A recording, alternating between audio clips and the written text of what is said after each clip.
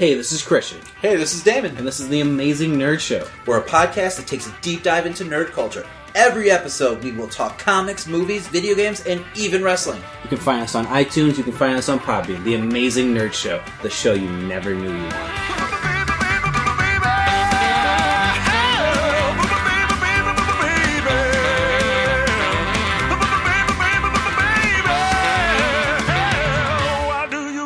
So bad.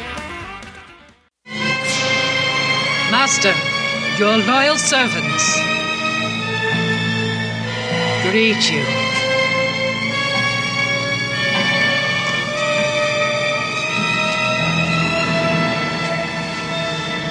Master, your warriors await your command. Know that each of you who serves me well shall one day rule a nation and command an army such as the world has never seen. All this will be so when I summon Kalgara.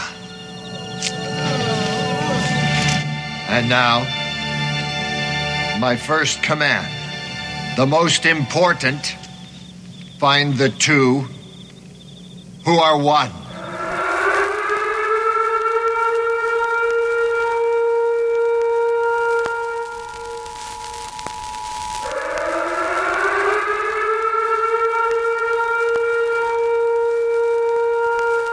This is the emergency podcast system. This is not a test. Movies are bombing all over the country. They are posing as movies you already know. They may already be in your theaters, your neighbor's home, or even your own. Do not panic. Specialists have been dispatched. They will help you identify these pretenders and defend you against this invasion of the remake. Please stand by for further instructions. Welcome to the Invasion of the Remake podcast. I'm your host, Jason Bishop, and with me today is Sam Stepanenko. I brought my sword. I am going to hack this movie to bits. I can't wait. And you know what? This is actually WrestleMania weekend we're recording this on. In fact, today's WrestleMania day.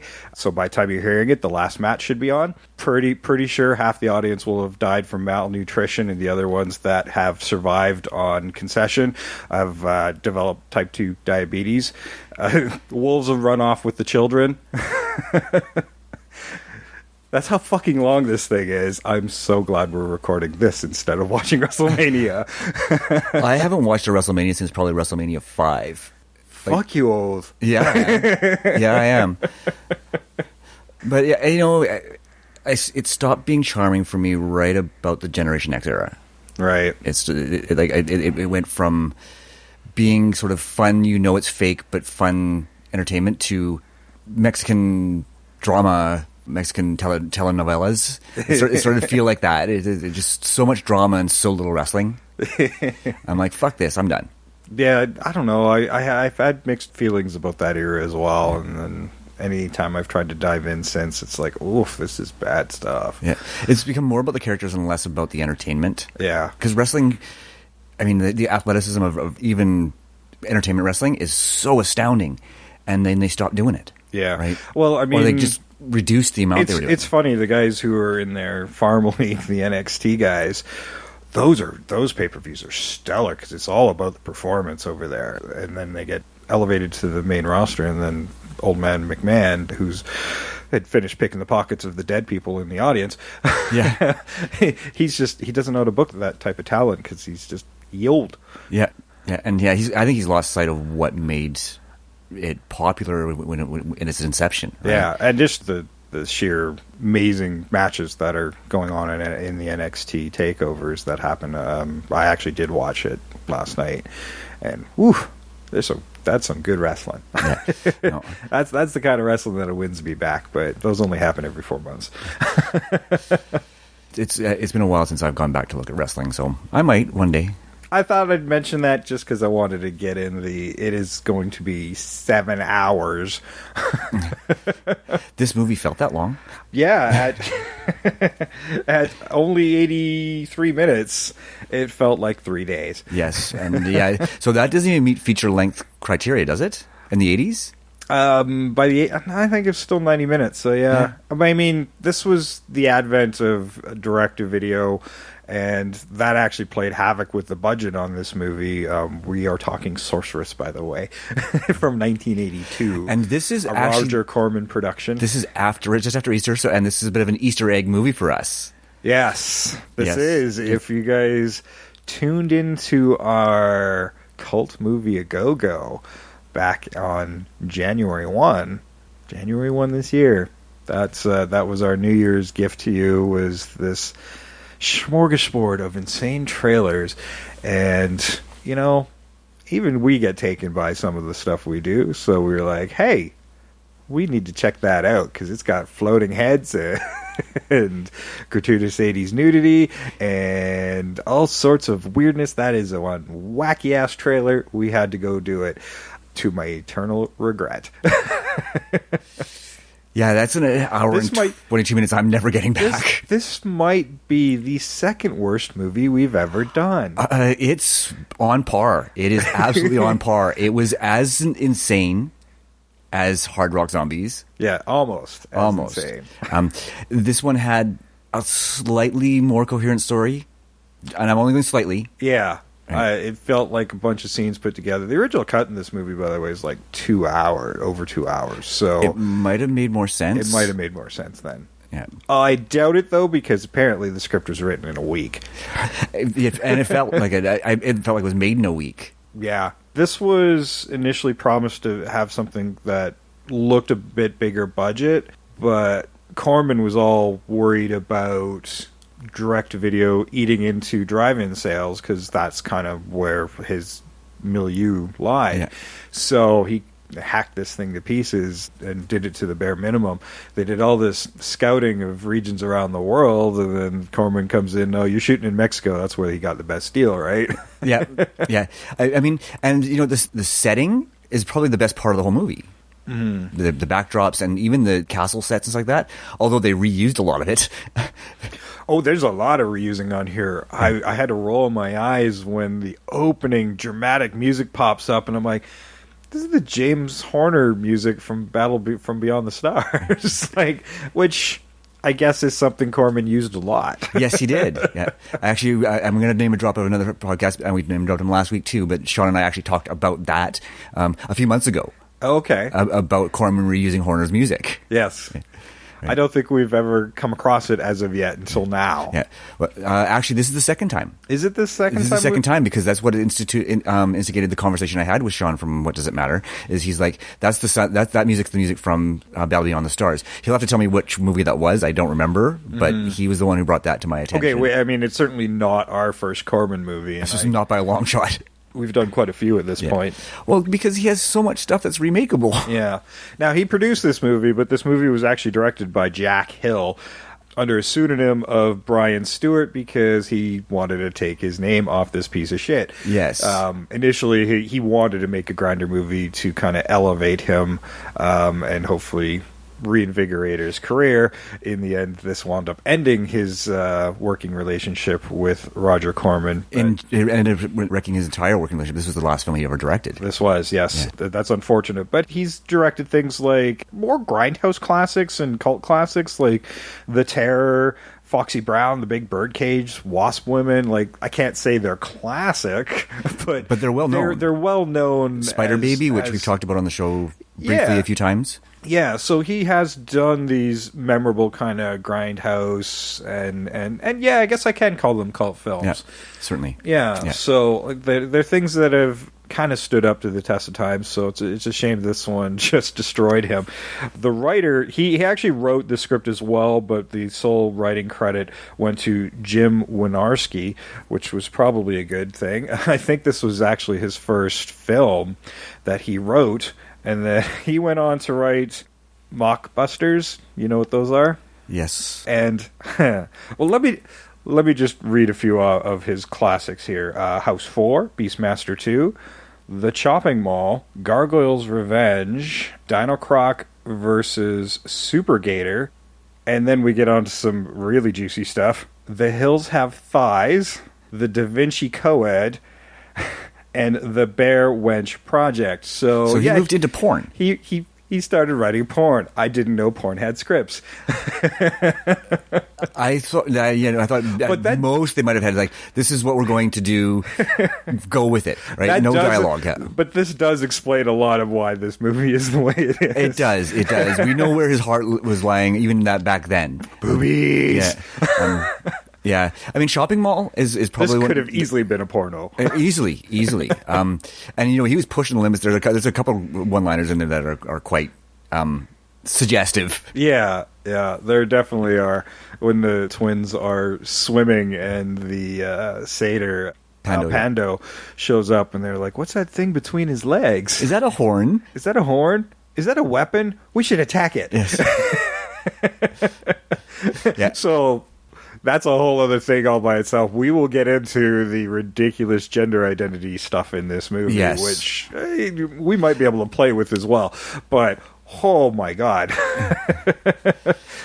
There's some really sketchy stuff in this movie, most of it has to go because it is definitely not. Oh yeah, not topical now or acceptable now. To be honest, no. This movie does not age well, especially in this political PC climate that we're in right now. No, it most certainly doesn't. Every chick in this movie gets naked at some point or another, or shows their breasts, or most of it. Yeah. Yeah, I think the princess got lucky by showing the least, but yeah, and it was sort of like translucent clothing kind of thing. She's, but like even the extras. Yes, yeah. This was an exploitation film at its worst. Yes, in so many ways. Yeah, and then there's so much. It's when I went through this cast, it's funny because like there's a lot of Mexican talent in this movie, and they're all looped. They're all overdubbed badly because they didn't get voice actors. They just got, hey, grip guy. Yeah. Oh yeah. The hey, catering, come over here and do this. Like, it is the worst, flattest performances I've ever seen. It was really agonizing, and we talked about it before we started the show. But I started watching it on one streaming service, and it was so badly out of sync the way it looked. And then combined with the audio that was out of sync and the bad acting, I'm like, I can't watch it on this. I just can't. I can't do it. Yeah. Right. So, but fortunately, it's available on another streaming service that wasn't working for me, but did start working for me. And I was like, yay, I get to watch this piece of crap. At least I get to watch it with the audio in sync. Yes. Yeah, you can find this movie on Tubi, and you can find it on Amazon Prime right now as well. So if you've got those services, don't bother. There's way better things to watch on both of them. I would say that this movie would be a lot of fun with a group of people where you where you can Mystery Science Theater it. Yeah. Right? That's the only way that you should ever watch this movie is if you can sit there and hack on it as a group. Yeah. Right? Because the best part of the movie was when my wife came down and went, what the fuck are you watching? And she watched about 3 minutes and she's like, have fun. That's all she could say because it was just nuts. Speaking of, we got something in the works with your wife now because I love how she'll say stuff like that. Yeah. So we've got a little segment brewing that I haven't got a title for it yet, for her segment yet, for Val's segment, but I don't know. The V card? Oh. She'd love that. She probably would, yes. Yeah, I like it when she just goes uncensored. You've heard my wife on here before, and my wife does not have an edit button. Just for the record, no, she does not. No, that's why we were out yesterday meeting with some other podcasters, and I came up with this great idea of like, we should just let her go for like 1 minute. It'll be insanely and hilarious. Yeah. There's no pulling punches, and she speaks the truth as she sees it. As she sees it, yes. So look forward to tentatively titled V card coming soon to Invasion of the Remake. Yes. Yes, and she's actually quite excited about it. Good. Nervous, but excited. I can't wait to listen to what those sound like. Keeping her under a minute is going to be hard. Well, I know. That's going to be half the fun, I think. Yeah, well, you don't have to do it. No, it'll be...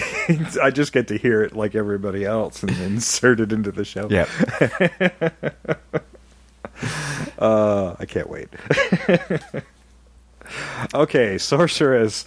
1982, produced, written, directed by Jack Hill as Brian Stewart, because he took his name off of this, and I don't blame him. Roger Corman puts actually Brian Stewart is the first names of both of his sons. So he put somebody else's name on it, but regardless, I can see why he did not want to be associated with this film under his professional name. Yeah, for sure. It was distributed through New World Pictures, who most of you Marvel Universe fans, if you had seen the Marvel stuff coming out of that time, would probably not be a fan today. You would have never given them another chance. But even then, they're mildly enjoyable for how terrible they are.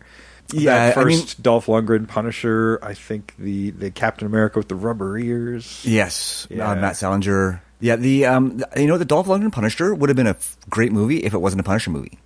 Yeah, it's actually not a bad little action movie. Yeah. It's not a Punisher movie, but No. it's not a bad little action movie. No, exactly. Yeah. They did some stuff. Yeah. Mediocre was the best you could hope for from New World, but Always, unless it was horror. Horror, they did well. they were pretty good at horror, yeah. Low budget stuff, right? That was Yeah, that was I mean, specialized in. they are often confused with New Line. Yeah. So they took advantage of that a little bit. All right, this movie stars Lee and Lynette Harris, Playboy twins that are, most famous for being in Playboy and being acquitted of tax evasion. I did not know that. I mean, one of them went on to do 3 more movies, and the other one only did 1. Yeah, Lynette went on to do like a movie called I, the Jury. I don't know what that is, but Lee Harris was an 8-man out, so Yeah. she went on to mildly better things. Roberto Nelson was the villain Ehrlich. Ooh, Ehrlich. Deadly Ehrlich. Ehrlich? He wasn't. Oh the no, villain. that's not Ehrlich. That's the barbarian dude. The barbarian dude. Yes. Yes, the one of royal blood. Tragon was the villain. Yes. Oh man, I'm blowing it already. Robert Nelson, he was still terrible, but everybody's terrible in this movie. Yeah, actually, I think Robert Nelson might have been the best performance. Yeah. I mean, I'm not saying it was good. No. But I'm saying it was the best of a the bad best bunch. of bad. Yeah. The best of the bad. David Milburn, who played Pando, is the only connection we have on this movie to something else we've covered, and that was episode 174. He made an appearance in Slumber Party Massacre. I knew I recognized him. Yeah. I'm sitting there, I'm watching, and I'm like, I know this guy. I was looking on IMDb. I'm like, I saw his picture. I'm like, I know this guy. I mean, it's going to be tough when you're only making sheep noises under a bunch of makeup. Yeah, and this is his first film appearance, and he's the one who has probably the longest, like the biggest IMDb. The Mexican actors have. They have big catalogs, right? Catalogs, But in terms of overall success, I'd say Milburn is probably the most successful. Yeah, for a domestic audience, Yeah. for sure. Bruno Ray was Balder, the stereotyped Viking. They even called him a barbarian, but he looks like a Viking. Yeah, well, and I totally want to make him a Viking. He looked more like a barbarian than a Viking to me. I actually kind of want to make him like a cutesy, roly-poly Viking. Well, we'll see where the casting goes for sure. I mean, he kind of got to play this up to some comedy at somewhat, because this is unintentionally funny, this movie. Well, I don't know if it was unintentional, because some of the dialogue suggests it was supposed to be funny. Like, at some point, especially when the Monkey Men showed up, I'm like, this has to be a parody.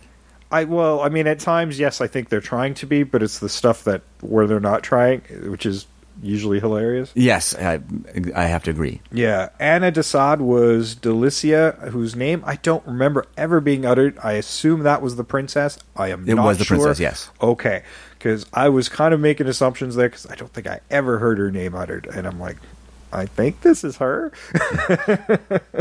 Robert Ballesteros was the villain Tragon.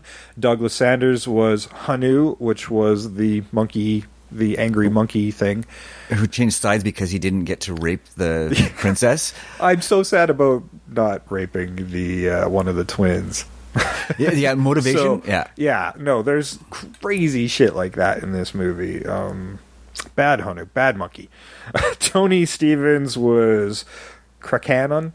Yeah. Kraken. See, and the only other character that I like completely can't tell who's who in this movie half the time because they aren't very good at telling you the people's names. They weren't, and I think it was really late in the movie, but he was the right-hand man to Tragon. Okay, that's who I thought that was, Yeah, and Martin LaSalle was Krona, and that's pretty much it. I mean, there's a bunch of little minor characters as well, but that's your primary cast. Primary cast, yeah, and I didn't cast Kragon or Krona, to be honest with you. I was going to, and then I forgot. Yeah, I got a bunch done, and then I never got back to it, so I think I didn't do Krona either. Oh, no, I did. I got a Krona. It's a good one, too.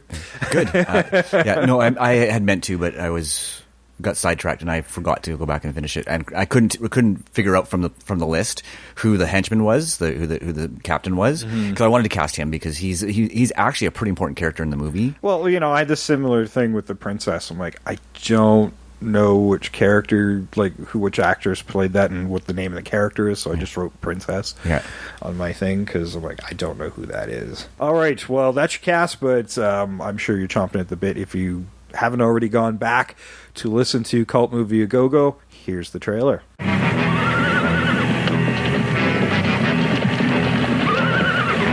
Out of an age undreamed of,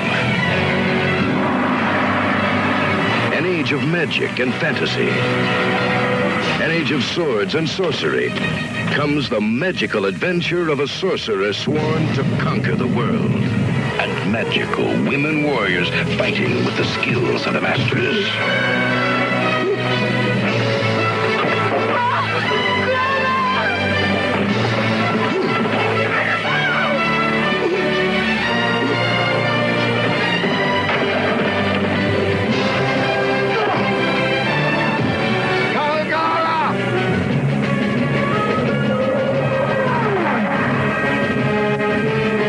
Innocent twins are given the secrets of sorcery and the martial arts to defend their lusty beauty. They seek revenge against the sorcerer and discover one must die. You don't notice something different? Like that? Like this? Well...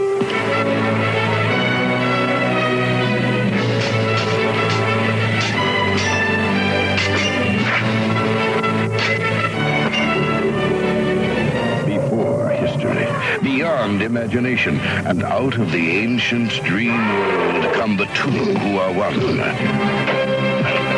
Sorceress. Arise, my warriors! Dungeons, swords, and sorcery. Witches. Danger and desire. Wizards.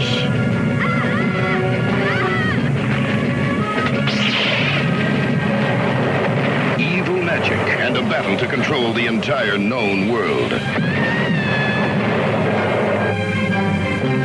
Swords and sorcery. Sorceress. All right, Sam, you've got an IMDb review here, a user review that we quite enjoyed. We certainly did. This is a 1-star review, so this is just a sampling of the types of reviews we get. So I'm going to start with this wonderful 1-star review. Gender-confused twins Mira and Mara do something or another as the movie does its best to wedge a tent pike into your soul. I initially purchased this movie, along with 2 others, in a used bookstore's Our Owner is Dead sale for the hefty price of $1. One must beg the question of whether perhaps I got ripped off. Sorceress is bad. Astronomically bad, but not the kind of bad that we're used to. No, not the mediocre Hollywood bad. It's so bad, it's almost a religious experience. I like that it's Our Owner is Dead sale. I know. Oh, Jesus Christ. Well, when I read that, that was why I texted you. I read this and I'm like, we have to read this because it is stellar. When you want to talk about bad reviews, that's about the best bad review I've ever heard. Yeah, absolutely. That. Because it's funny. Our owner is dead. Yes. I shouldn't laugh at that, but no, I mean it just kind of adds to the story of watching this bad movie. Yes, it like really kind of emphasizes how tragic this whole thing really is. Yes, so let's start with the title. Why is this called Sorceress? Who knows? Because there's two of them. Yeah, well, okay, you've got the two twins who've been imbued with the sorcery power of the more heroic Krona, who had saved them from being sacrificed as infants. Okay, Krona was trying to find the firstborn of his kids to sacrifice to his god Caligara. Yes, and that was Tragon who was doing that. Tragon, yes. And Tragon finds out that he's got twins. Well, fuck. Yeah. Now what? And you'd think all this would be important because later on he's like, fuck it, you'll do. Yeah. So, what? Yeah. But anyway, Krona shows up at the last minute after most of them are dead to fight off Tragon's men, and this leads to Tragon's first death. Apparently he's got 3 lives like a video game. Yeah. And they never really explain Tragon at all, right? He's just the bad guy. No. And he is killed at the end of this movie, but I only counted that as the second death, so fuck, he's still going to be back. Yeah. We missed a death somewhere. That didn't solve anything. He's just going to be back again. Yeah, one of the things that needs to be fixed, either his first death we see needs to be his second death, so you could change that if you want to keep that device anyhow, but you have to have some way to bring him back, obviously, right? And that's what that device was. It just didn't. Well, I mean, it's a part of a shitty script. Yeah, you know that sound when Mario dies? That's what should happen when he dies. If we're going to go the full parody route, then yes. Part of me wants to. You know, I was thinking that... Part of me also thinks this would be an amazing musical. Stage musical. You know, it kind of would. Right? It kind of would. I mean, I could do without the gratuitous nudity. None of that adds to anything. Well... It doesn't really, no. I mean, it was supposed to set the world, I guess. I mean, it was obviously an homage to the writer's desire to write porn, which as he finally got to do. I mean, he finally got to live the dream. Yeah, he finally made it. He finally got to reach his goal. Yeah, yeah. You know, he went on to do a lot of porn parodies, which is also evident in this writing that he is kind of a parodic writer. Yeah, I wanted to mention this because Deathstalker is kind of like the benchmark for bad fantasy films from the 80s. It's one of which I think is another Corman thing, wasn't it? I actually didn't. I think Brian Hill directed one of those, or Jack Hill. Sorry, he did not, because Deathstalker was made after this. Okay, so I actually what I wound up reading was because this movie had a $500,000 budget, but went on to make $4 million. Which, you know, for the most part, that was direct-to-video. So that's a big success for Corman. So he went on to make a whole bunch of them, most famously the Deathstalker franchise. Yes, but yeah, I think it's funny that they use Deathstalker as that benchmark. Yeah. I like even in some of the other reviews on IMDb, that Deathstalker is mentioned as being the one that they compare it to. Right? But I think it's interesting that this is the one that predates it. And now that you've mentioned that, kind of inspired the Deathstalker series or the inception of it anyhow. Yeah, no, they went on to make a lot of low-budget fantasy films around this time. I mean, you got to think that everybody was trying to capitalize on Conan at this point. There was tons of this stuff coming out. Yeah, and there was some good. I mean, and there's some that I hope that we'll cover at some point, like Dragon Slayer. That's been on our list for quite some time, actually. Yeah, it has been. We'll get there. Yeah. Someday. Yeah, no, definitely some good ones, and then there's a whole lot of bad, like Deathstalker and Ator the Fighting Eagle. Yeah. And was it Lion Man or... Oh, I don't remember that one. I'm not sure if I've seen that one. They made like at least 3 of them, I think 4. I'm not sure if I've seen any of those. Yeah. Well, I'll have to look that one up. Maybe I have, but I don't think it's Lion Man. Don't recall that one at all. But even as a kid, I would have gone, oh, that sounds bad. But you know what? I love stuff like this as a kid because, you know, it looked like Conan and it looked like a fantasy film. My dad was kind of okay with it, but then there'd be all those boobies. I mean, this is prime 80s jerk-off movie. It really is. I mean, let's face it. I mean, there's a lot of nudity in here, and the women are attractive. Yep. The rest of the cast is fucking ugly. Every single one of them. Even our handsome hero is more goofy looking than handsome. But he gets almost naked too, but they don't show his wang. No, but they certainly show his bare ass. Yeah, as it's sliding towards a spike. He was almost impaled for cheating at dice. Yeah. Apparently, that's a really big no-no in this fantasy movie world. Apparently, yes. Yeah. Yeah, and this is one of those points where they tried to slip in the humor, and where it's like, this is so bad. Like, I'm laughing because it's bad, not because it's funny. Yeah, exactly. And that's most of the time when I reacted to this movie. It was like, what are you doing? What is this? My biggest what the fuck moment had to be when the monkey men showed up. Because Pando was bad enough, right? Hanu. Hanu was Pando's the satyr guy. The satyr was bad enough. Bad enough, and then you see the monkey men, right? Because there's more than one of them, right? There's just one sort of. Well, you only ever see Hanu until later on when Hanu winds up taking Erlich and one of the twins. I don't remember which one, but they look alike, so it doesn't really matter. Yeah, there's a bunch of them. They had a 50-50 shot. Yeah, but the. Oh yeah, the way they found out was they stuck her face in a fire. Yeah, in hot blue coals. Yeah, and they were blue, and it didn't burn her. They just kind of wiped her face off of the ashes, and I'll admit, I kind of liked that. That was probably the smartest thing they did in this whole movie was leaving that illusion there that there may be damage until they wiped it off, and that was, as far as like direction goes, I think that's the best part of direction in the whole movie. Because it does leave you some sense of illusion for just a brief moment. Yeah, the twins are somewhat magical as well because they're imbued with magical abilities and martial arts from Krona. Really, really bad martial arts. Yeah, although I did like the cut scene where somebody fires an arrow at one of them and she just plucks it out of the air and uses it to fire back. It's just so effortlessly. They cut it really well. It was about the only thing that they did really well. Yeah, there's these few moments where you can see that there was some talent there. Yeah. It's just some though. Not very much. No, we're trying to find something. Yeah, but I mean, the most of the action sequences are just brutally bad. Like, the choreography's bad. The actors have no idea what the fuck they're doing. No. Like, there's a few moments there where, like you said, they cut just right and where they edit it really, really well. Yeah. To give you that sense that they're skilled.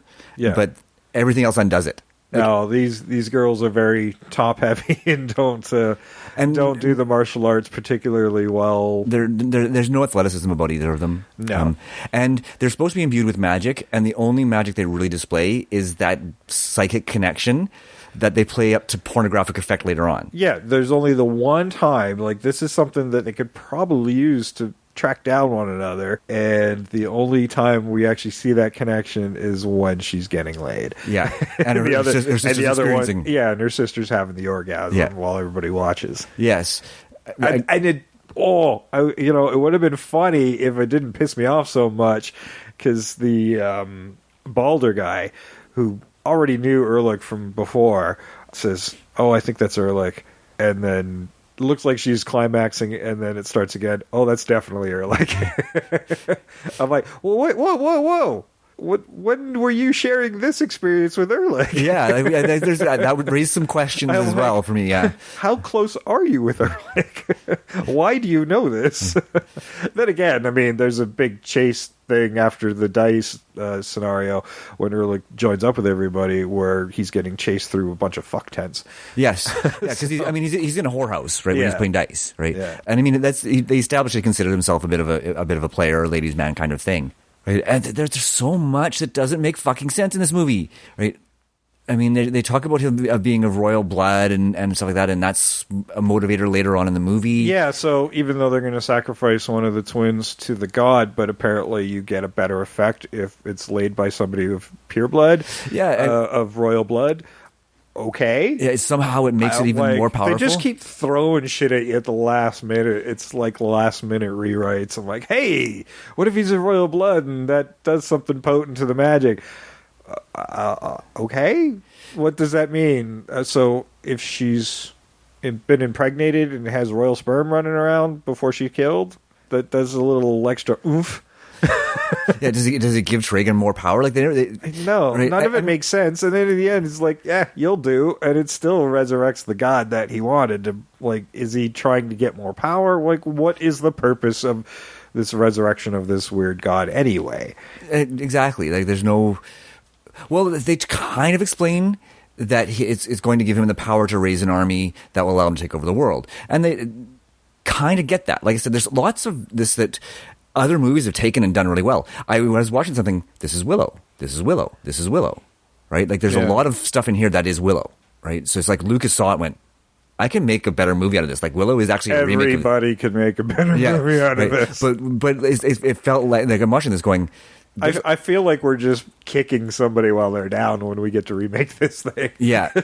Like, this is just too easy. It is almost too easy, right? But I'm not sure if you made those same connections, right? But you've got the I didn't actually see the connections to Willow, but maybe it's just I'm too distanced from having seen Willow last. But I certainly recognized the tropes when I saw them. Yeah, and that's more what I mean is you have this important child, right? It just in this movie they're adults, whereas Laura Dern. There's always Willow's, the prophesied one, right? Yeah, she's still an infant, but then you have the heroes who are trying to rescue her. You've got the reluctant hero because you had Mad Mardigan in Willow, and you have Erlich in this. You're right, who didn't initially want to join. That's right. So you have these there are tropes, right? Yeah. But you see them far easier, more effectively in something like Willow, right? Yeah. But it's essentially the same story, except you have a wicked witch instead of a mad king. Yeah, maybe we should have called Willow Sorceress, because when I asked why is this movie called Sorceress, we have two sorcerers.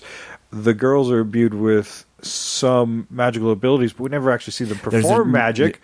And then the princess, who I get the feeling can do magic, but doesn't. Yeah. Not really. She does some readings here and there and commands armies and... Yeah, unless the sorceress is supposed to be the Caligara character. Yeah. But again, she's... The floaty half lizard head thing. Yeah, and witch head. With no dialogue. No. Right. I would just spits lasers. Yes. Yeah, these are real sentences coming out of my mouth, people. About a real movie that exists. Yeah. And let us not forget the lion with the bat wings, which I guess was supposed to be a manticore, or maybe? Maybe, yeah, something along those lines. Certainly inspired by certainly a hand puppet. Yeah. Oh, yeah. Yeah. Sorry. So I'm crying a little bit right now. This was also another magical being, because when Krona did the whole Obi-Wan sacrifice thing, I don't really have to walk into fire, but I'm going to because I'm not needed in the rest of the movie. But imbues the twins with a secret word, which was Vital. And apparently, it's a good thing they didn't say it until they needed it, because it would have been really embarrassing if this thing showed up and like, hey, what the fuck? Yeah, you don't need me. You don't need me. Right. But all that thing did was fucking float there until the last moment. Then they fired electricity at Caligara and she disappeared. Which I don't know, like, it let Caligara fire down on to raise to allow the army of the dead to come up from the underground. Yeah, just so fucking bad. Yeah, it had zombies. It did have zombies, which were probably the best effect in the movie. Yeah, I mean, they were clearly just rubber masks, but that was probably the best, yeah. Yeah, I mean, I'm not saying they were good. Actually, when they were all covered with dust and stuff and just kind of looking like corpses in the catacombs, that actually looked really good. But once they kind of popped out, I'm like, ooh. Yeah. Yeah, you were much better when you were motionless. This whole movie would have been better motionless. The best part of this movie is that fully painted poster. Yes. Yeah, it really is. Corman sure had somebody good on the payroll to do these posters up for him. The Death Stalker poster is pretty awesome, and I can think of a bunch of them. They had good posters. They had very good posters because they were designed to draw in people like us, especially me, being a teenager right as these were becoming popular. Yeah. Right? I mean, I'm sorry, I'm not going to lie. When you're 13 years old, you're looking for stuff for the spank bank, and this is prime material. Prime material, because it's boobies, boobies, boobies. Now let's get on to the twins' gender identity issues. Now, the kids, when they are rescued by Krona, are left with this family, and because he wants to keep them hidden, because Tragon's looking for twin girls, or girl children, quote unquote. Yeah. What the fuck? Girl children. Well, it's just they're trying to show the misogyny of the age. Yeah. Right? It's awful. So Tragon's looking for twin girls. So he says, like, disguise them as boys. Yeah. You must raise them as boys, is what he says. Raise them as boys. Which you would think even when they hit maturity or something, like, they could tell the difference between their surrogate mother and father. And probably use those terms. but never learned what men and women actually are, and didn't realize that they were different from the father. So clumsy. And then they weren't exactly disguised as boys. They had toques. I guess the toques were supposed to and the shorter hair. And the shorter hair were supposed to make them look like boys but they were rather buxom, and that was not well hidden. No, there's no way you could hide that. No. Yeah, I mean, they had a stepsister, I guess is the best way of putting it, and a mother. You're right, and it's like, I'm sorry, but when you live in that kind of culture and community, there's no way they didn't see their surrogate father's penis. No way. They lived in a small cabin. Well, that's probably true, but I mean, at least in this movie, well, in that kind of culture, that kind of body modesty. I mean, it's really unbelievable that they would have never sort of made that connection. Yeah. And, by the end of the movie, it's clear that they're attracted to men. To a man. To a man. Ehrlich got Ehrlich, it rolled credit, but I was pretty sure he was getting a threesome out of that. He's living the dream, man. Twins. I mean, the last line of the movie is these two are one. Right? I mean, that's... they kept saying that through the whole movie, is the two that are one. Exactly, and that was probably the fact that they used that as the final line of the movie, as they all laugh. Right? I mean, it was set up to that so that he could could have a threesome joke. Yeah. Yeah, I'm getting lucky. Yeah. They were justifying the polygamy somehow. Yeah. As a twin, I can say that has never happened. I don't feel what my brother's doing. That's fine. I don't want to know. I'm sure, yes. Yeah. Yeah, I mean, realistically, the last person you want to have a threesome with is a sibling. Right? Right? I mean, that's just, ew. Yeah. How many gross out noises can I make? Fuck. Hey, some people are going, don't knock it till you try it. And you know what? If that's your boat, float it. But yeah, personally, yick. There we go, another gross out noise. We haven't talked about Pando hardly at all. We mentioned Pando. Yeah, who's just kind of a horny voyeur at the beginning of the movie. I don't think he ever stops being. No, because when the one twin is having the orgasmic experience, he wants to get in there. Yeah, he's like, hey, I'm going to take advantage of this. I'm going to hit it. And he has this great temper tantrum, which was actually kind of funny. Inappropriate and really, really bad, but funny. I'm sure she would have been fine with it at the time because she was right into it, but no. I mean, that's consent. Consent is important. Yes, taking advantage of a situation like that is rape. Yeah. The fact that it was icky enough that you're standing around watching her having an orgasm. Yes. Yeah, this is all gone, by the way. Oh, fuck yeah. All gone. Oh, God. This will not be in our remake at all. No, we'll find a different way to have them share feelings. No, I think the psychic powers can be used to better effect, better effect in much better ways. Yeah. You could have that moment of comedy if you want. But it doesn't need to be long drawn out. No, it doesn't have to be as drawn out, and just understated is better. Understated is much better, right? I mean, the Pando character. The audience knows what's happening. Yeah. We don't need to see her climax several times. No, we really don't. Way to go, Ehrlich. Yeah, I mean, but yeah, go back to the Pando character, who really he's in this movie as the eyes of the team, right? Because he's the one who basically sees everything and then makes other things happen. Yeah, he tends to be in the background. It's funny that nobody really gives him a side glance, despite the fact he's a satyr and there aren't any others around. Exactly. But he seems to easily remain hidden in the shadows, and when the sword is found, because apparently the sword is kind of rare of it's Baldur's, because he's Baldur's sidekick. Yeah, it's steel instead of bronze. Right. And unless you know anything about sort of the bronze and the steel and the Iron Ages, that makes no fucking sense. Yeah, none whatsoever. Well, they tried to explain it a little bit about the process of which was interesting. They tried to do that in this piece of shit movie. But again, unless you're kind of familiar with it, it still doesn't make a lot of sense. Yeah, I mean, if it was just an ornate sword that is found and brought back to Pandu, that would have been fine. Yeah. Or if you're dealing with magic, make it a fucking magic sword. Yeah. Make it actually magic. Yeah. I don't even think it was a magic sword. He just realized, okay, this sword's been found. My buddy's in trouble, and he gathers the villagers who, at this point, weren't rebellious.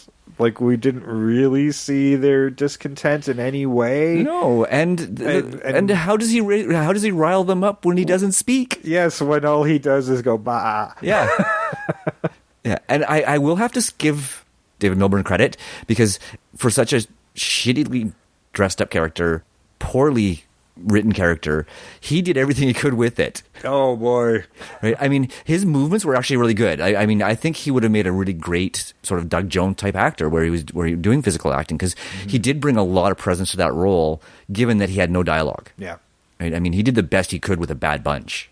Yeah, that was kind of an on the nose name with Pando. Like, just take the word pand and add a dough to the end. And then dough. Way to go, Homer. Dough. But it's not the only one. I mean, you got Balder, and they dress a dude up looking like a Viking. Yes. Balder the Brave. That might be a little under the radar for some people, but that was an actual Norse mythology character, even though they spelt it wrong. Yes, but because they're not actually like taking them right out. They're trying to change them just enough to make you think it's new. Yeah. There's actually a character called Dragon in here, but I don't remember who he was. So there were so many characters. I mean, there's the prostitute who she has a name, but she has no dialogue. Yeah. She has a little bit of dialogue early in the movie. I want to say that was Canty. Yes. Yeah. But yeah, she's there again. She's just to betray Erlich and the twins, right? Oh, she's the Cantina character that brings the stormtroopers back. Yeah, exactly. That's exactly her, yes.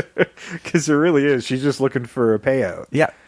And I will say that I really did like the masks for the soldiers.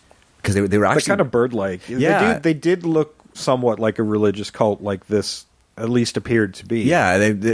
So not everything in this movie was done poorly. Mm-hmm. Just about everything, but there were a few things that were done well. That was taken from the snake cult that was in Conan. Yeah.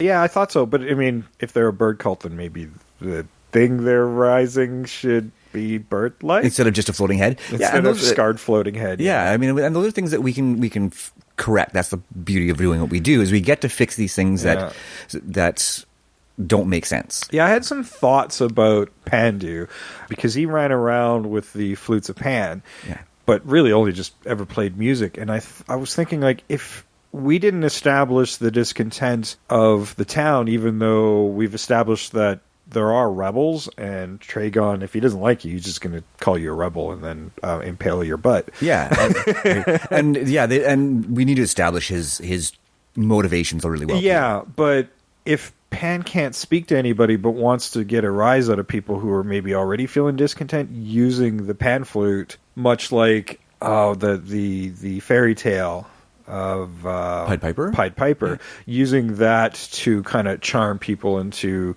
action. Well, using that as a form of communication. I was just going to say, I think I like where you're going with that. Is he doesn't speak, but he can communicate through the pipes, as he can convey his meaning, his intent, and get messages through, even if it's not they understanding words, but they understand what he's trying to communicate. Yeah, there's some sort of magic to the flute that where people can understand what he's trying to do, what he's trying to say with the flute. Yeah. I like that. I think that would, again, we need more positive magic in this movie, because all the magic in the movie is kind of the evil magic, and there's not very much of that either. Yeah, I mean, it's fine that Krona imbues magic onto the twins, but as a protective magic, maybe we should see that protective magic, but we don't see them wield it in any kind of way, and nor is there a way for them to learn it. I had a thought on that, right? When he first hands them over, he imbues them with fighting prowess of one person and then his own sorcery power. They're twins. Right? So one gets the fighting power, one gets the magic. I agree with. Yeah. I don't know why they didn't do that. I don't know either. And here's a thought.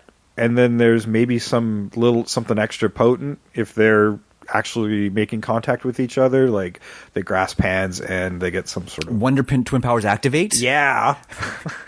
I need to pull from Super Friends. Yeah, there we go. And I have a thought for the end, and I'll wait till we get there, but I have an idea, and you may like it or you may fucking hate it. I don't know. I don't care. I'm going to say it anyhow.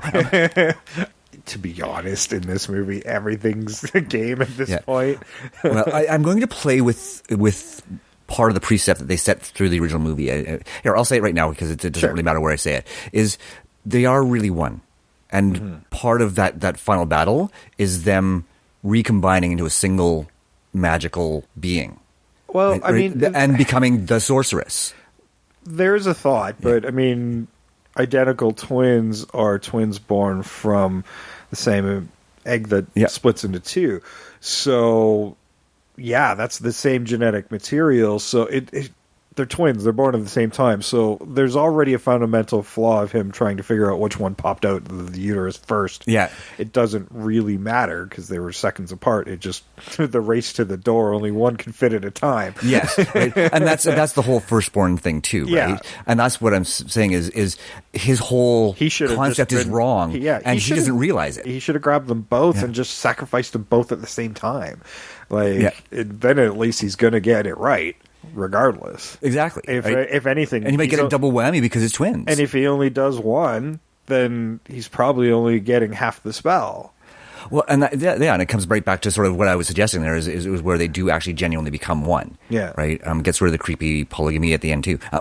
It does kind of remind me of the Dark Crystal ending when the two races join together. It does a little bit, and there's nothing wrong with using something similar to that, right? Yeah. Especially considering we're taking a bad movie and just making it less bad. Yeah. Because there's no way we can make this movie good. No. I mean, I guess there's a thought where this person could become into, how can we tie that to the magical word? Yeah. Shazam! Yeah, we're changing the medical word, but Vital is it's dumb. It's dumb, yeah. I think that's just the shampoo they were using at the time. Yeah. Yeah, it's there's lots like the end. I mean, you have to build up to that ending. I mean, but that ending has to make some sort of sense, right? And it doesn't as it stands right now. But yeah, I think that you could have. Yeah, them summoning up the god being with the magical word doesn't. I hated that. No, I mean, summoning up the god works, but it has to have some sort of meaning. I kind of like the fact, like, okay, if Tragon is somewhat successful in raising his god, and maybe that's he does make a last minute sacrifice to raise his god, but can't control it because this isn't the prophecy that is being fulfilled. So this is an angry god shooting at everybody. You're all gonna die in my name. Screw y'all. Yeah, I think that's probably a good way to go with that. And the only way to defeat this is if the two do become one. Yeah, and then you have this climactic battle between the sorceress and this goddess. Yeah, and this is the only way to fully access their power together because it's all been split up. And you can even set up a bit of a device or a bit of dialogue at the beginning where Kronos hints that he's actually responsible for them being twins. Mm-hmm. That he actually separated that single cell while she was gestating, that he actually separated them into the magical and the physical. Ooh, I like that. Mm-hmm. Sorry, I'm just thinking of like just the phrasing, even the magical and the physical is. Sorry, I'm bragging. Yeah, we could have the Caligara god rise, and you wanted my power, but this isn't the prophecy being fulfilled. Yeah. I will give you my power. I will give you all of me, and uses Tragon as a host body. Yeah, I like that. Yeah, the whole idea of your world is mine now. Yeah. Yeah, and his defeat becomes. Oh, I love the fact that he gets kind of like squashed like a bug, that way. Yeah, right? Like where he gets completely subsumed by the goddess that he was trying to have give him power instead. Yeah. There's an irony there that I really like, actually. Yeah, because again, the movie's called Sorceress, and there's no sorceress. Yeah. So this fixes that. This female being. So now this is the real threat, the real entity, that the final battle where everybody kind of has to join together. I mean, you got the twins becoming the more powerful with Krona, but it's only up to a certain level. I mean, there's the prophecy building that they're pretty powerful, but you also have this gang of characters that still need to do something during this combat as well. Yeah, and I mean, Baldur can take a cannon. Yeah. Yeah, I mean, and Erlich again can play up that sort of heroic character as well, right? I mean, because they kind of personally, I think he should die. It could be the heroic sacrifice. Yeah, I think that's what kind of pushes the twins into action and this realization. I mean, they've lost their biological parents, they've lost their surrogate parents, and now they've lost somebody they've gotten attached to or fallen in love with. So, I mean, not to say we couldn't have some cheesy resurrection, but I don't really want to do that. I like cinematic deaths. You need some tragedy to make this work, right? Yeah. And that's the whole thing is there's tragedy in this movie, but it's weak tragedy because they don't convey any emotional value to it. Yeah. Right. Even the death of that surrogate family, because of the way it happens and the fact they never really established that there's a real connection between the surrogate family and them, aside from the fact that they're the surrogate family. They tell you, they don't show you anything. And I would like to see the first part of the movie, right, cut down that opening scene because it's way overdone. Yeah, right? No, that didn't need to be more than a couple of minutes. And you know what? I hate montages for this kind of thing, but it's also really necessary in this kind of situation, is have them growing up.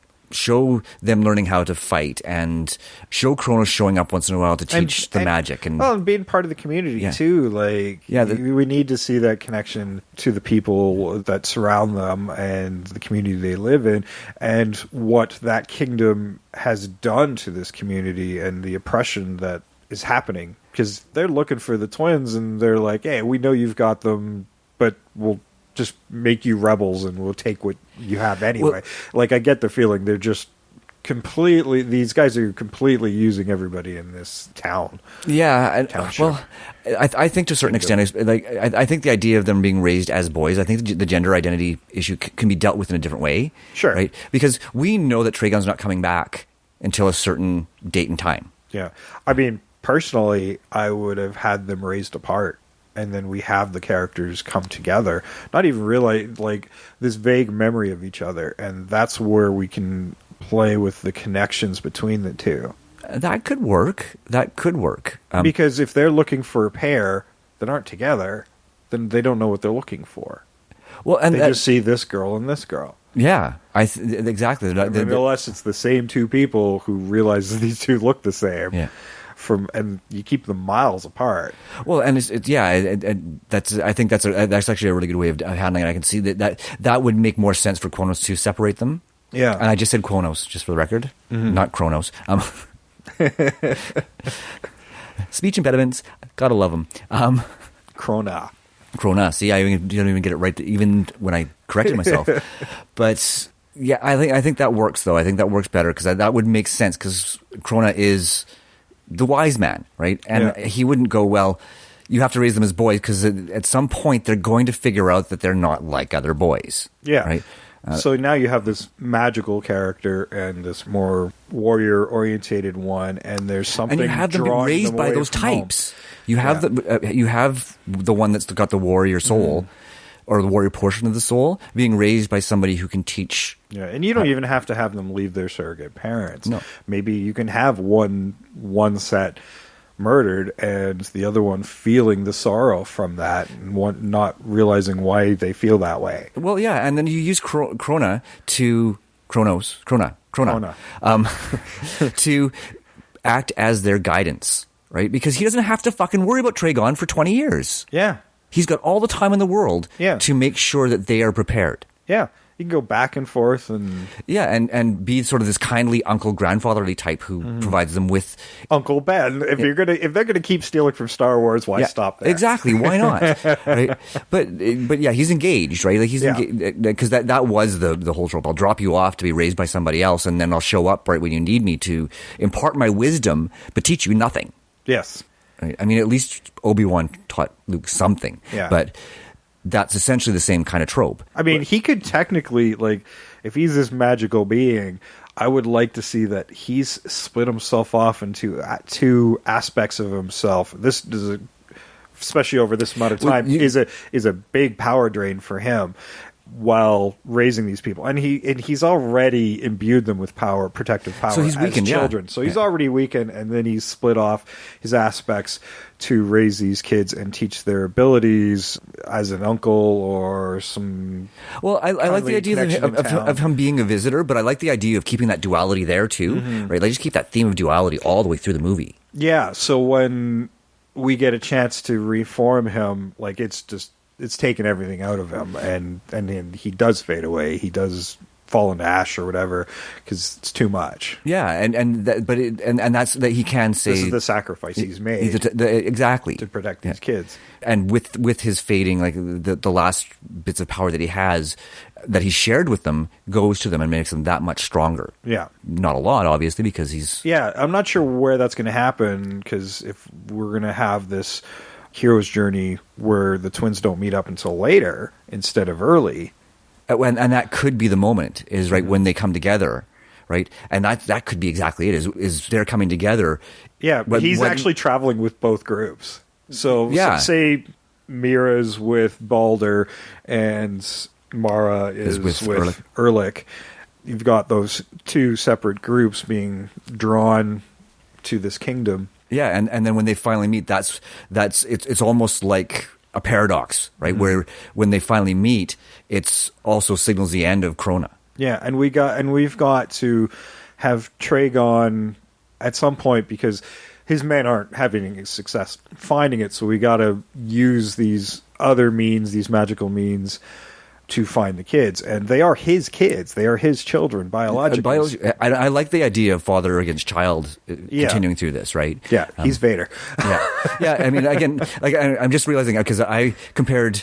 I said Lucas stole from this, but they stole from him first. Yeah. So he was just stealing it back. Yes. It's like, okay, you stole from me, I'm going to steal your shit that make it better. Yeah. Yeah. I see what you did there. Just give me a second.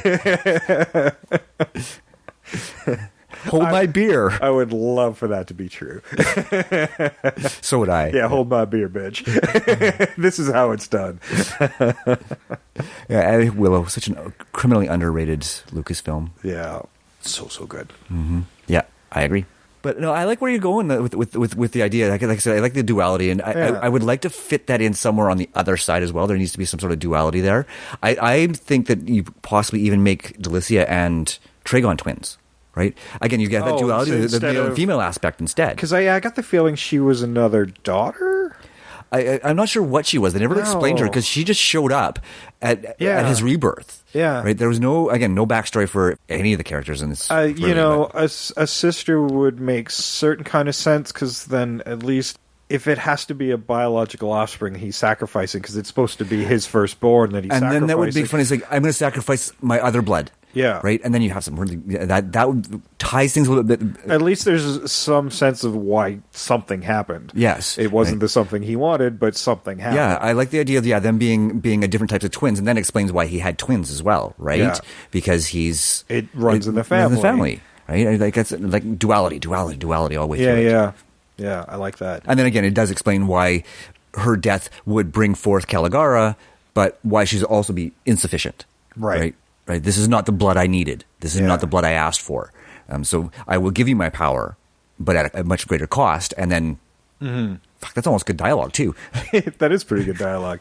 Maybe it's through those magical means. And so, she's got, the princess has also got sorceress abilities, and maybe between the two of them, they figure out a spell or some sort of magic. You know what? They can imbue the monkey creatures. We got better effects to work with now. Yeah. But they can imbue Hanu with enough. Oh, actually, I don't know if we even need a whole lot, because it is the same genetics. It was like, hey, smell my feet. Go find my kids. Yeah, I see where you're going with that. I mean, it's probably weak. Yeah. It was a good joke. It was a good joke, yes. Smell my feet. But we could imbue maybe Hanu with some abilities so he could go to his people to find the twins that way, and then we get some sort of crazy thing happening there. I want to talk. I think about Hanu and the monkeys, and I think Pandu should be what gets everybody together as well. I like he's the watcher. I like the idea of the character, and I think that he can be executed really, really well. I think that you've hit on something with using the flutes as the way he communicates. Yeah, I don't actually want to make him Baldur's sidekick. I want to make him Krona's. Yeah, I mean, it makes more sense. Yeah. It makes much more sense to have him... Because he is a magical being. Yes. And yeah... And then in that case, we don't have to split up Krona if we don't want to, but... Again, I like the idea... See, I have issues with it, but at the same time, I like the idea because it keeps that... Like I said, I keep going back to that duality thing. And I will reiterate, all the nudity, all of the icky sexual undertones are gone. Well, by getting rid of the gender identity issues, you can get rid of all of it. Yeah. Right? I mean, you can have some moments of sexuality without nudity, right? Yeah. I like the idea of Ehrlich being found in a whorehouse. It's fine, right? Yeah, because he's kind of the Han Solo character. Yeah, there's nothing wrong with having him be kind of scoundrelish. Yeah. Right. And being sexual. There's nothing wrong with being sexual, but you don't need it to be graphic. Yeah. Yeah, I like the idea of him. Like that's the idea of him being gambling and cheating and getting away with it. Right. Almost. Yeah, I like him being scoundrelous and it maybe hitting on one of them or both of them, and those feelings kind of arising. But once she becomes one, she's just above all that. He gets kind of like, but we're killing him off anyway. Yeah, exactly. And I mean, he doesn't. And that's part of it. We see his heroic change because he doesn't want to help. He's very reluctant, and maybe it is just his need to have his sexual desire for one of them that kind of keeps him on the chain a little bit. Ulterior motives, yeah, and Mara or Mira, whichever one, I think it's Mara, is kind of using that to her advantage because she needs him. He's a good fighter. Yeah, and I like them being smarter and less naive. Yeah, and less helpless. Oh, yeah, no, I mean, if they got these abilities, they should... Because we do see them kicking ass a little bit at the beginning, as badly as it's done. But we need to see that actually properly. Yeah. And we need to see that they're in charge through this whole thing. I like that, and I do like the moment where I like the idea of bringing them together and then separating them again. Mm-hmm. Right? I wasn't crazy about them being drugged and...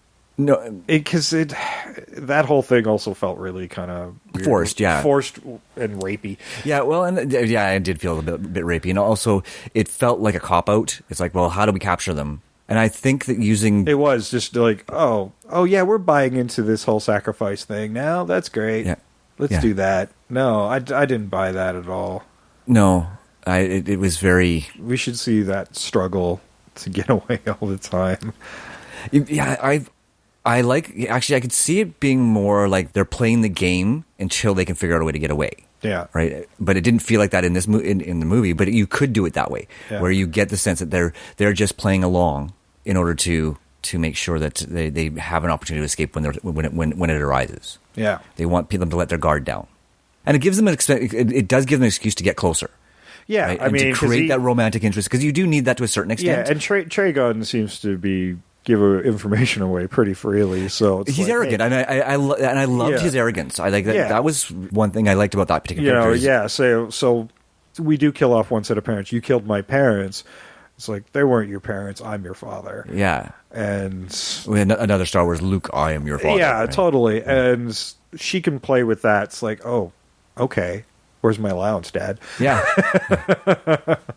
Where's my kingdom? Or, play into her father's wishes and become compliant. And that's what outwardly compliant, yes. Yeah, and that's what they are doing in this movie, but they've drugged her to do so. Yeah, but I think that we make them smart enough that they choose to do it. Yeah, because I think to some extent there is a magical protection on them because of what Krona's done. And they're not easily swayed by magics and chemistry. Yeah, I like, I could almost see sort of setting up this moment of, I would love to see, actually, I'm thinking. I actually wouldn't mind to see Ehrlich getting drugged. That would be, because that makes for some, he's almost more comic relief. I think that the people following them are going to be comic relief in a lot of ways. And that's usually who they are. Like, I mean, when you look, and we keep going back to Star Wars because there's so much of it in here, right? When you look at the Han Solo character, he's kind of comedic in his taciturnness, right? I mean, he's not funny because he makes jokes. He's funny because he's so out of place, and he's so reluctant to do things. And I'd like to see Ehrlich do that, and I'd like to see that moment. There's a moment where Lando Calrissian moment, to go back to Star Wars, where he pretends to betray Amara or Mira, whichever one is yeah, in the because castle. it's just nothing but profit for him. Yeah, but initially, probably the companions don't even know who they're with. they're drawn in. I would think Balder probably is drawn in because he does know Krona. Actually, he does know Pandu, who he also realizes works with Krona. Yeah. So for him, he's informed and he's helping because he's a good person. Yeah. Whereas Erlich, he's being hired. She's throwing money at him and using her wiles to keep him on the line. Oh, sorry, I have an idea. Okay. So our warrior princess, Balder raised her. Mm. He's the one that Kronos left her with. Okay. Right? So he's the one who survives. Okay. Right? And then, so he's got that, because that's this whole the thing where he's made a promise and a connection to them in this movie. Mm-hmm. And I think that feeds it better is if he's actually her surrogate father. Like, he's the one who taught her what she knows and is her surrogate father. Yeah, maybe when she's feeling, so when the other twin, her parents are killed, and all these feelings are rushing through her, and she's had this often growing up, but didn't understand it. That's when he has to face it and tell her the truth of who she really is. Yeah. And that sparks this journey that he goes willingly with her on. That kind of screws up my casting a bit because I cast a younger person for that part, but that's fine. It's all fixable. It's all fixable. And there's makeup. Yeah, and meanwhile, you've got the other one who's more vengeance drawn to the same place. Actually, I was thinking about that, and she's already in that place. Well, she just stays there. I think she's much closer. Yeah, and she's gathering a little bit of help and hires Erlich, who is underhanded. And I think we trade his part with that girl, that Cantina girl, essentially. Like, he does that. Like, okay, once he sees some of the signs that she's feeling things from somebody else, because it works both ways, the psychic connection, and as they get closer, it gets stronger, and then they'll be able to talk to each other as they get much, much closer. But he's seeing these signs like, wait a minute, I think this is... And once he realizes the story, I'm like, oh, there's some cash to be made here. Yeah, what if I went to Tragon? Yeah, and maybe you have that moment where he's the one who betrays her. Yeah, he's been hired after her parents died by Kronos, or Krona, to act as her Erlich? guard. Yeah. No, I want him to go through an emotional cycle. Like, he's an underhanded dick. Oh, no, I agree. I totally agree. He's not been hired by Krona or anything else. He's been drawn in by... Quit cutting me off. I wasn't done. Okay, well... Right? Because I was just going with what you went. Okay. Because you said something about her hiring him to be... Yeah. Yeah, right? So, one way or the other, he gets hired by her, right? Yeah. As strictly mercenary. Yes. Right? Absolutely. And I got that far, right? And then he's the one who sees... When the twin comes into town, he's the one who sees her and then makes that connection, right? It's just a simple visual confirmation. It's okay. I know that I know she's back at the tower or wherever she is, because that's where she... Yeah, how'd she get ahead of me? Yeah, and then he starts making the connection. Yeah, and that's where he makes the connection. He says, I see what's going on here. This is the two that are one. Yeah, and then that's where he says, I think I found them to... The head henchman or to Tragon himself, Krakan, yeah, right. And then you could even have a fun moment where where there's that punishment scene, right? It's like, well here's your reward, you dick. Yeah, and it's going to be a spike through the asshole. Yeah, no, well, we'll change that. But yes, essentially. But yeah, here's your reward, and it's going to be death. And he's like, well, that stinks. Yeah. And he has to get his ass out of there and change the plot. He's like, okay, I did a shitty thing, and that screwed everybody I have to over. fix it. I have to fix this. Yes, right. And that's where I was going with that. So. Yeah, and that gives him a good character arc. Yeah, it actually gives him an arc. Yeah, it gives him a redemption arc, and then, that makes his death that much more poignant because he's been through the whole cycle. Exactly. Right? I was picking up what you were laying down. Sorry, when you said Krona had hired, I'm like, what? Well, and I how he gets to be working for her doesn't really matter. No. Right? Yeah, I just want to keep Krona out of Erlich's life because we already got a character that's several characters that have been drawn in and connected to Krona through some way or another. Like this guy's been drawn in and has no connection and no idea what the fuck is happening. Well, and I had something else for him. I wanted to play with the idea of him having some sort of royal blood still, right? And that's where... Well, and because that was through that medallion, wasn't it? Yeah. So you have that, right? Because I love the scene where he's picking up his weapons and because he's pawned them so to get money to gamble with. I liked that bit, right? So he gets his weapons back and they're in shitty condition to begin with, and they kind of established that there, which is what I liked about it. But then when Balladar shows up and they finally connect, Balladar has a sword that he's been carrying around for years, not knowing who it was for. It's like he knows it's not for him. He knows it's not for his warrior girl. It's for somebody. It's for him. Well, what if he is the last surviving heir to a kingdom? This kingdom, like this is the kingdom that's been thrown over by this bird cult thing that Tragon runs. This kingdom was his kingdom, and he's the last surviving heir. Yeah, but he doesn't even know it. Yeah. No, he would have been an infant, right? Yeah. And much like the twins was raised by somebody else. But the only thing he has, he knows that his parents weren't his parents, and the only thing he has from his former life is that medallion. Yeah. Yeah, and Balladar... Because, I mean, that's not one of those things that's thrown into the film. Yeah. Oh, he's got a medallion, he's of royal blood. Yeah. Okay, well, maybe we should have shown us that before, thrown some camera zooms onto that fucking thing to tell us it's important. And you know what? The symbol on the medallion matches the hilt of the sword. Right. And that's how Balladar makes the connection. He's like, those go together. Yeah. This must be for you. Right? And that's why Tragon decides to kill him, because Erlich doesn't know who he is, but Tragon does. He recognizes the medallion. He's like, oh, this guy's done me a favor, but he's also somebody that is supposed to be dead. Mm-hmm. So we're going to make him dead. It's like, hey, since we're sacrificing our kid, let's sacrifice this dude too. Yeah. 2 for 1. Yeah, exactly. Like, I mean, because again, it goes to just the person that Tragon is. Yeah. Right? We have to figure out a device to get Erlich out of his execution, though, because in the original movie, his way of getting out of it was to pretend to betray them. True. Yeah. Yeah. If he gets caught, well, okay, he gets caught with that trying to betray her personal gain, not realizing he hasn't made the realization yet. And boy, that's going to come really late in the movie if we do it this way. Yeah. Yeah, that is okay. Honestly, he's probably going to have to get rescued. Yeah, because you know what? They don't know he's betrayed them yet.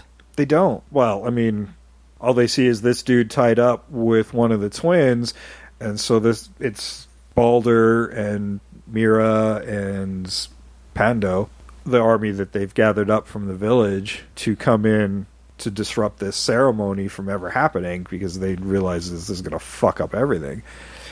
Yeah, that's... Or do we even do that? No, I don't know. This is where it gets a little bit tricky, because I mean, he has to, because his betrayal has to come before they meet. Yeah. Right, or as they're meeting. Well, I mean, at that point, he's captured and been betrayed by Tragon anyway. Yeah, exactly. And that's the thing, is how do we get him out of that situation? Well, we got to we're gonna have to show that he's kind of capable. Maybe he does have to get away earlier. Yeah. Okay. Well, he doesn't. He's actually not at the sacrifice. We're gonna have to have a dramatic fight scene of him actually being capable as a barbarian. Because let's face it, he is a barbarian. Yeah. He should be capable. Yeah. Well, I'm thinking he's more of a mercenary than a barbarian. Well, like Conan was a thief. Yeah. Barbarian is just a general term for an outrider. Yeah. Right? Fair enough. But yeah, he's definitely not, to outward appearances, any type of royal. Yeah. Because he hasn't been raised that way. Yeah, you know what? Maybe that's when he goes into that betrayal and he betrays them, and then Tragon recognizes the medallion and says, "Oh, you need to take him." Right? He's like, "Take him. He must be executed." And then he fights his way out of that. Simple, right? Yeah. I still like I have your reward. He has this medallion. That's why he does it. He looks at the medallion. We can have this later on as, you know, he's going to be killed for whatever, and you know, he's like, shows this medallion to his sister that we've made now, and it's like, I thought we killed all of them. Yeah. Luck is on our side. This must be, you know, raising Caligula. This prophecy's happening because this is meant to be, because they've put the last heir of this kingdom in my hands. They're like, another problem solved. And then he hucks the thing over his shoulder. Yeah, yeah. We have to figure out where that's going to happen, because we were kind of bouncing around a little bit here, and we're actually breaking our own story now. Well, no, it's actually that happens earlier in the film, so we can have him get away from being killed for, you know, this is the same scene, right? Yeah. Essentially, because he doesn't know who he is either. No. No. But then that actually does break the story. If he doesn't have the medallion, and that happens before he meets Baldar, then we're going to have that meeting earlier. No. When he goes to actually, it works when he throws when instead of throwing the medallion away, he throws it at like when he gets it away from Erlich somehow, right? He's looking at it and he's like, I thought we killed all of these, and then throws it back at him. Yeah, right? Just simple, right? Yeah, right. And then he's like, kill this piece of shit, right? Or this thing, right? And then he fights his way out. Throw him into the pyre, or something. We have him. And then he fights himself. He fights his way out and escapes. Simple, right? It shows he's capable. It sets up the scene, and it sets up the medallion, and it gives him an opportunity to gather his wits, gather others, because now he knows what he's looking for, because he's already seen the other twin once. So he goes to them, going, "Okay, they've got her. They're going to be sacrificing her. I need your help." Yeah, but see, and then again, we're breaking the story again, though, because they still have yet to meet. No, but he's seen them already. Yeah, but he said, as soon as they've got her, then how do they meet? Until the rescue. Who's they? Well, you just said he goes to the. He's already seen the twin, so he knows where the other. He knows what he's looking for. Okay, and he explains his situation. Like, you have a sister. They already are aware of it. Okay, they know where she is, and they're going to take her. Connection. Okay. Yes. So now I get it. Okay. Yeah, he joins up with Balder and that other group. Yes, and and then they can, and then we can get into that final scene. Then we get into the moment where they get imbued with the final bits of Cronus' power, get their the final step to becoming the people they're supposed to be. Yeah, so you get the complicated. We'll have the big action sequence and stuff, and then Erlich gets a lethal blow, and I like twins unite. Yeah. And I have no objections to the Army of the Dead. I like actually. Oh yeah, no, I don't have any. I like that as well. Yeah, and because if like I thought the movie was trying to do this and it didn't do it very well, like when they raise Caligar, because they're sneaking in through the catacombs. I still like all that. Yeah, and that's where we see the dead, but we see because it's through the chaos that she's only just releasing them. The dead already start to rise. So this should be Tragon's power, raising the dead.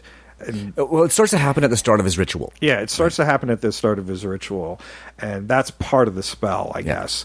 But when we get into the battle, per se, he can raise his own fallen soldiers along with the ones in the catacombs. So they are literally undead. So you kill them, they come back. So that just adds to the threat. Like they keep coming back. Yeah, the only thing you can do is dismember them. You've got to make them pieces, because that's the only way that you can keep them from causing you harm. Yeah. It's a gory scene, but you can also have some humor in there as these arms are crawling across the ground. Yeah, very, very Night of the Living, not Night of the Living, Return of the Living Dead kind of thing. Yeah, Evil Dead. Yeah. No, and I'm fine with that. I think that's because there has to be some humor in it. Oh, absolutely. Yeah. And I think we can find plenty of places for that, especially through the psychic connections. Yeah. That's going to be the most important part. As the twins get closer, they are communicating with each other and coming up with a plan. Exactly, and I think it feeds the story better that way. If they're getting to know each other without having met, and they're both have their strengths, right? One is very analytical, and the other one is very strategic, right? Because they've learned different skill sets, right? Okay, we know one's the fighter and one's the magician. Which one's the one traveling towards them? The fighter. The fighter is the one who was raised out in the woods, kind of thing, like out in the sticks, because that's. Makes sense, but you have your learned one, the one who learned magic and stuff like that. She lives in the city. All along, she's lived in the city because that's where you want to be when you're dealing with. We need scenes of her doing magic, like if she's playing Tragon and joining up with him after learning that he's the father. I'm not sure, because we got to see her doing some magic. Yeah, we do, and that's where your early sort of. And I don't want her raising some sort of god that out of nowhere. No, I don't think that works either. No. But I think that when you're having sort of your montage thing, like I said, she lives in the town because there's libraries and there's access to the things that she needs in order to learn how to do magic. You have her learning, like literally have her learning magic. You show her learning how to levitate things and how to destroy things with a blast, like whatever you want to do.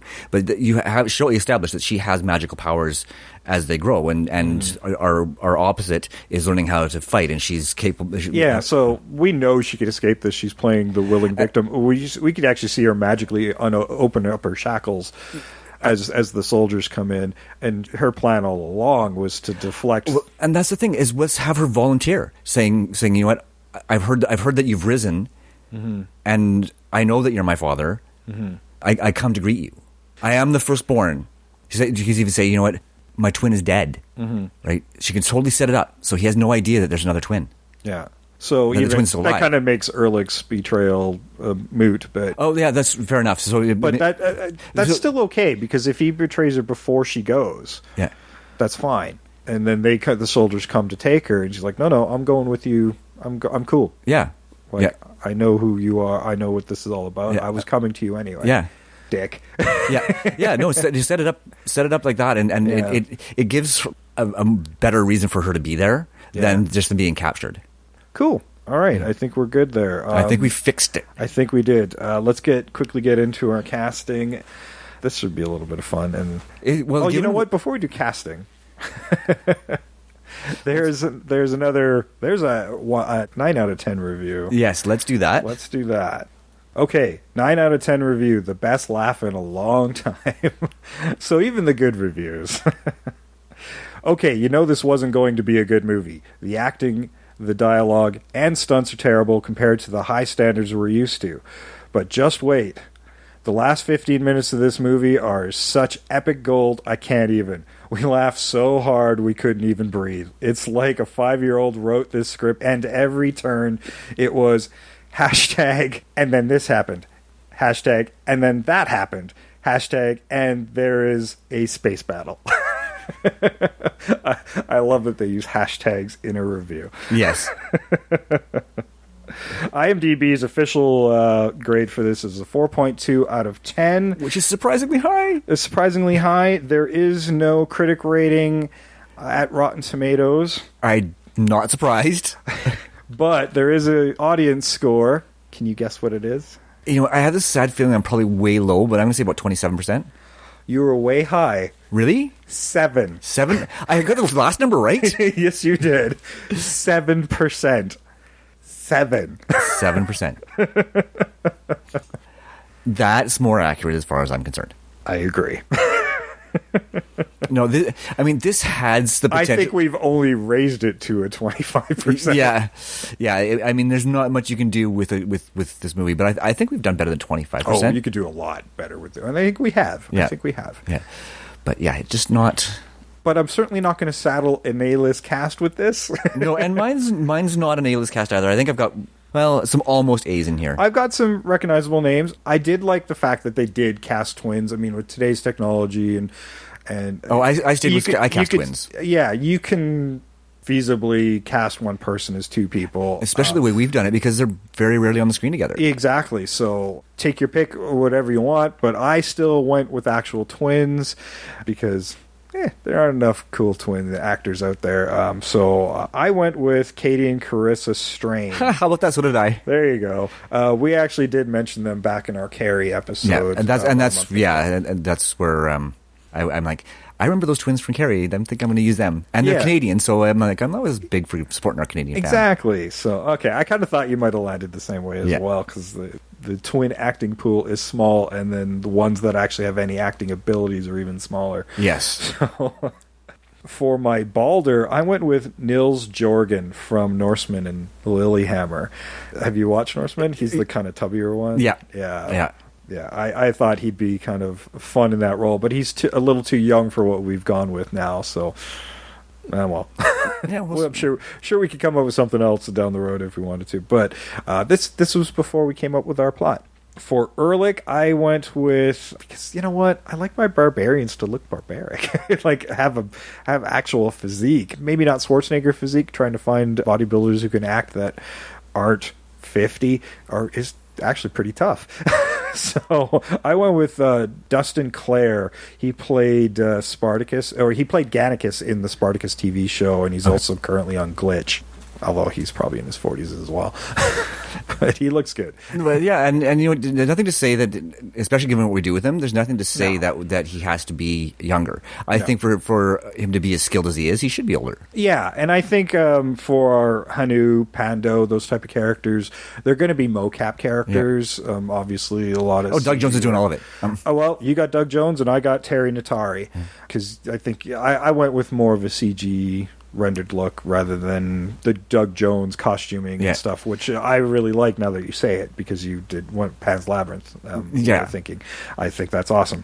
For Tragon, I went with Ed Skrein from Alita Battle Angel, most recently Deadpool, and a Netflix movie I just watched called Tau. Oh yeah, he was so good in that. He was, absolutely. So I think he'd be a really great bad guy.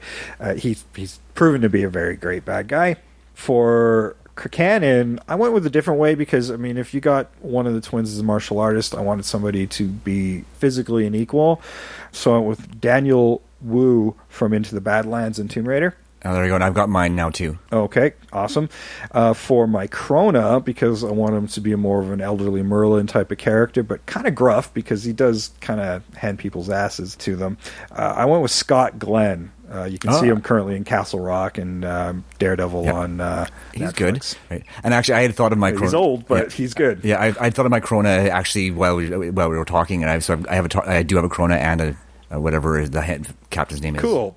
For the Princess Delicia, who've now made the sister, I went with Abby Lee from Neon Demons, but it doesn't quite match up age-wise right now, but because we made them twins as well.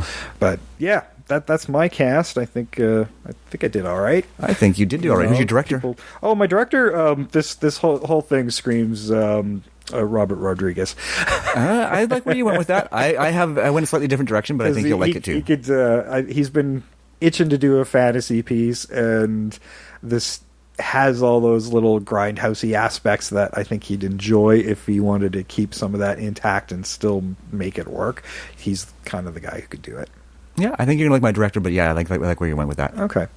All right, what do you got for us? So we already know who my Mira and Mara are, because they're the same ones that Jay went with, Carissa and Katie Strain. For my Ehrlich, I'm with Joel Kinnaman, again, because he's a big guy. He's not really muscular, but he's big. Yeah, no, I like that choice. Yeah. I actually thought about him at one point. Yeah. For my Balladar, I'm with Common. He's of the right age. He can with that beard, when he gets that beard. Balladar? Sorry, I've got a little dot there. No, that's Balladar. I like that name. There it is, Balladar it is. But yeah, he's another big guy. When he gets his beard going, he looks barbaric. Right. Sort of Moorish more than Viking. That's fine. Yeah, but yeah, and he's the right age to be a mentor as well. Right. For my Delicia, I went with, her name is Deechin Lackman. Delicia. I feel like we need to change that name. Yeah, the name's... Somebody got some pizza from Safeway. Yeah. The names have been changed to protect the innocent. Right. But yeah, she was actually with Joel Kinnaman in Altered Carbon. She's and I'm okay with her being a little bit older than Tragon, because he's been dead for 20 years. Oh, that's true. She's aging, and he's on life number 2. Yeah, exactly. So he's waiting for the reset. I took that into account. Right. Oh, that's cool. So you could easily have an age difference. Yeah, and I mean, the age difference is only about... despite being twins. Oh, I like that. Timey-wimey. Yeah, I know. I was thinking. Yeah. I was thinking about that even before we knew they're twins. Because if she'd been a servant before, she would have been of an age, right? Yeah. The age difference isn't quite enough, but it's close enough for me. For my Tragon, I went with Shiloh Fernandez from Evil Dead. Okay. Right, because I wanted both of them to have a sort of a dark, exotic look, and they both look exotic. They don't look like siblings, but that's okay. But they both have a sort of an exotic look, and he is younger enough that we could get away with it. Cool. For my captain, I'm going with Mark Dacascos. Ah, yes, I like him. Yes, I like him very much, and it's funny as you were saying yours. I was thinking martial artist. I'm like, he's still one of my favorite martial arts actors. I love him, even though he doesn't do much anymore. I think he would have made a great Crow, by the way. He did make a great Crow. What are you talking? I was about to say, I'm like, he did? He did. That's why it popped into my head. He's also a fantastic chairman for the Iron Chef. Yes, he is. And then for my Krona, I'm like Tommy Lee Jones. I want Surly. Yeah. So, yeah, we went similar vibe. Yeah, and I want them to be old. Right? And I think that's a really great way of doing it, is just cast old. Yeah, cast old. Yeah. And then for my director... We saw how badly they did old makeup. Yes, we did. And I mean, they're both still working, so why not? Yeah, right? Absolutely. For my director, I went with Neil Marshall. I know you love him. I do indeed. Because he did The Descent, Dog Soldiers, right? And you want to talk about horror comedy or action comedy? That's a great. And he's directed a lot of Game of Thrones episodes. That was the other reason I went with him. Yeah, is because he does fantasy and he can do gore and he can do comedy. He can do all of it. He can do all of it, and that's why I went with him. Yeah. Excellent choices. I think we both got stellar casting there. I think, it worked out really well, even considering we had no idea what we were doing with this movie. No. I had some loose strings, but not much. Yeah. And that's about all I had. Like I said, I didn't know which way we were going. I'm like, I think we can either go outright parody. And you absolutely could. Yeah, I mean, this movie certainly deserves it if you wanted to. Yeah, it deserves to be taken the direction it was going unintentionally. Yeah. But we're not as good at comedy as we are at action, so we went that way. Let's face it, we're better at making things. We like to make things badass. Yeah, yeah, and parodies. Neither of us really likes parody, so it's hard for us to think in that direction. Yeah, I can enjoy a good parody once in a while, but Jesus, most of them are fairly nauseating. So, to me, they're. I like the Naked Gun movies, and the first couple scary movies are. Yeah, and the airplane movies, like the old Zucker Brothers stuff, is fun. Yeah, right. So I mean, we've done Airplanes, so it's not like we don't appreciate it. But no, it's just, we're not good at writing it. No, we're definitely not good at writing it. We're not good at non sequitur jokes, right? And that's what that stuff really is, and that's why the Zucker Brothers were so good. Seth MacFarlane would have a field day with this. Yeah, he would. I think so alternate director Seth with the same cast. I would love to see Seth MacFarlane because in Million Days to Die in the West, his cast was all serious actors and they did a great job. And they did a great job, and I really loved how the non sequiturs worked in that movie. Yeah, so he could have a field day with this. Yeah, so he's our alternate director for the parody version. Yeah, with either one of our casts. Yeah, or any mix of our cast. Yep, go for it, Seth. I think you'd have a lot of fun with this. All right. Well, this is already longer than the movie we're talking about, so I'm going to close this out and not subject you to any more Sorceress. Oh my Lord. We're paying a price for this one. Yes, we are. If you like bad movies, you're going to love a lot of stuff in our library, and tell your friends who like that kind of thing as well. Dive through our archives and find us in a ton of different places. Our full archives are available on iTunes, Apple Podcast, Stitcher, Google Play Music, Radio Public, TuneIn Radio, Player FM, Blueberry, and most of it's even on frickin' YouTube, but not all of it. So you'll have to check it out. But full libraries on all those other podcast providers, and make sure you tell your friends where to find us on our social media. We are at Invasion Remake on Twitter, Invasion the Remake on Facebook and Instagram, and Invasion of the Remake at gmail.com, where you can email us your suggestions, your corrections, your comments, and your fan challenges. And this feels very much like a fan challenge that we didn't actually get. No, this was just, like I said, this is our Easter present. It was an Easter egg in our Cult Movie Trailer Go-Go episode. It is. And we felt it was appropriate to do it now. Yes, Easter egg, Easter episode. I don't know. It works. It works in our heads. Yeah. I'm sure it works in yours too, right? There you go.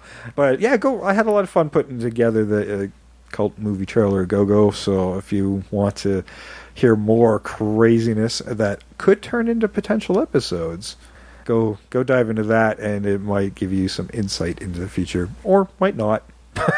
It's a fun episode regardless. Yeah. I had fun putting it together, and that's going to be our New Year's tradition, I hope, down the road. So we'll keep going forward. Yeah, going forward. Yeah. Just before we go, just a shout out to our friends Dave and Nick at Super Movie Brothers. They've been shouting out some support to us lately, and I just want to reciprocate because they're wonderful. They're a great podcast. Please give them a shout out. They don't have a promo right now, so I'm just going to give them one right now. right. And it's a shitty promo that I'm giving, but they're great guys. Their episodes are a whole lot better than this promo. Yes, they are. And they're definitely worth listening to. So yeah, go check them out. Also on Twitter. I don't know if they're not on Facebook, but yeah, definitely on Twitter. Just Super Movie Brothers. And yeah, search them out on your favorite podcast platforms. For sure. All right, well, that is it for Sorceress 1982. Next week we'll be back with a comparison episode. I've been Jason. I am always Sam. And we are out of here.